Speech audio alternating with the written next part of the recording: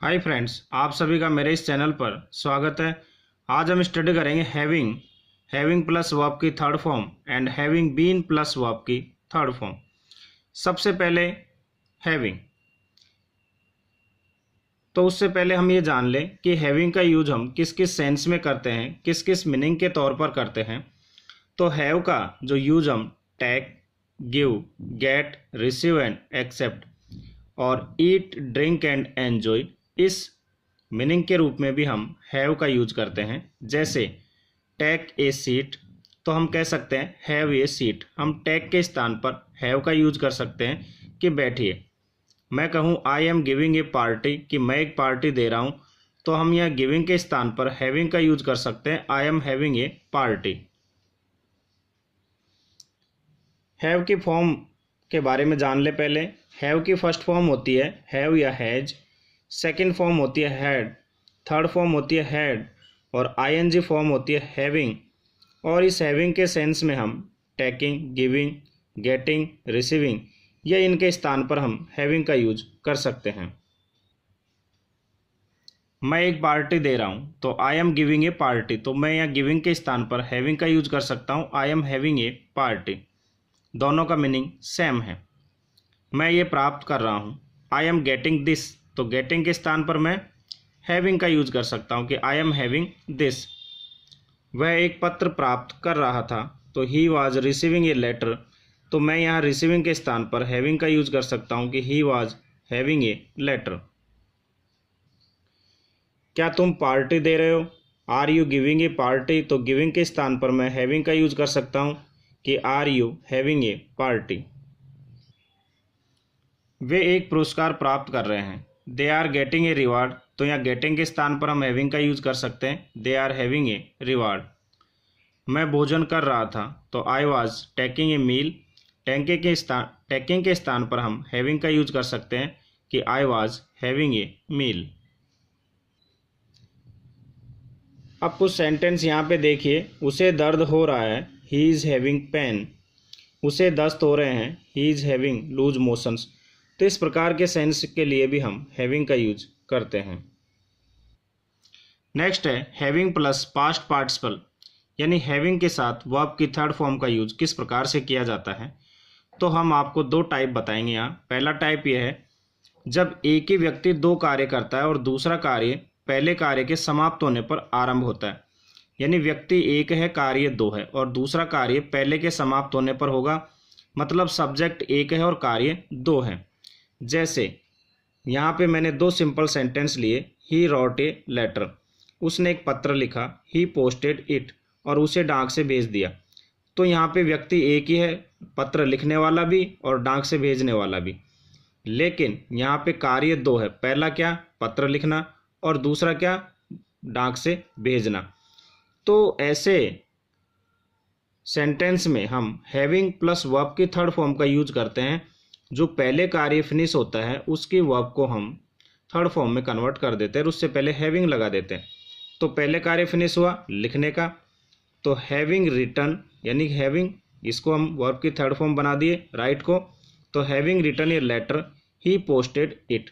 तो हमारा पैटर्न हो जाता है हैविंग और पहले सेंटेंस की वर्ब की थर्ड फॉर्म बना देंगे उसको, इसके बाद हमारा सब्जेक्ट और फिर दूसरे सेंटेंस की वर्ब हम यूज करेंगे।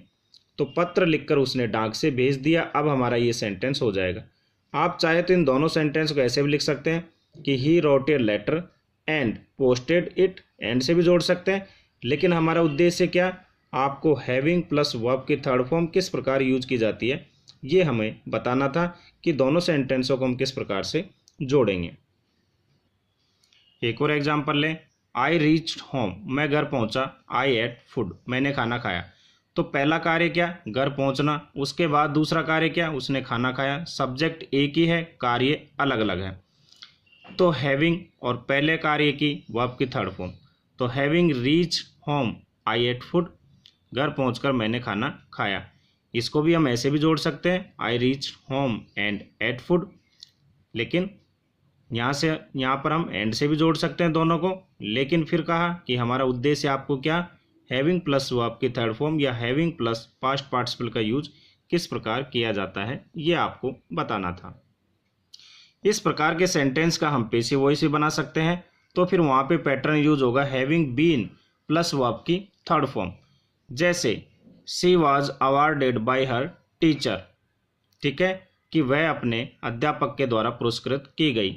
शी फेल्ट हैप्पी, यानी कि उसने जो है वह खुश हुई या अच्छा महसूस किया। तो यहाँ पे पहला सेंटेंस हमारा जो है ये पेसिव वॉइस का है, तो हम इसे ऐसे बनाएंगे हैविंग बीन, ठीक है, हैविंग के बाद बीन लगाएंगे और फिर वर्ब की थर्ड फॉर्म अवार्डेड। तो having been awarded by her teacher she felt happy. तो इस प्रकार से हम पेसिव वॉइस से बना सकते हैं। तो पेसिव वॉइस में हैविंग बीन प्लस वर्ब की थर्ड फॉर्म का यूज किया जाता है। जैसे एक और एग्जांपल ले ले, पिटे जाने पर वह चिल्लाना लगे, चिल्लाने लगा। तो पहला कार्य क्या हुआ, पिट जाना, और दूसरा चिल्लाना। तो having been beaten up he began to cry. दूसरा इसमें है हमारा जब दो व्यक्ति अलग अलग कार्य करते हैं और दूसरा कार्य पहले के बाद होता है। यहाँ तो सब्जेक्ट भी दो है और कार्य भी दो है।